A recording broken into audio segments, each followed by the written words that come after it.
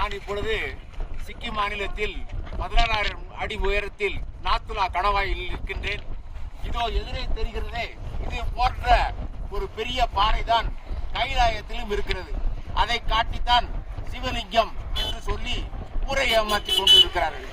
இந்த பக்கம் திரும்பி பார்த்தால் அது நமது இந்திய படை, அந்த சிவப்பு பச்சை கட்டடம் அங்கே நட்சத்திரம் போட்டிருக்கிறது, அது சீனாக்காரர் இடம்.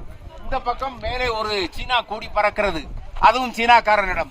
அதுபோல இந்த கைலாய மலைக்கு நீங்கள் போக வேண்டும் என்றால் சீனாக்காரனிடம் விசா வாங்க வேண்டும். அவன் தரவே மாட்டான். இங்கிருந்து சங்கமூருக்கு போறவர்கள் 10 நாள் படுத்து கிடந்தார்கள். 1.5 லட்சம் ரூபாய் சக்கி வாசுதேவிடம் கட்டினார்கள். அவரோடு நடந்து வருவதற்கு 15 லட்சம் ரூபாய் கட்டணம்.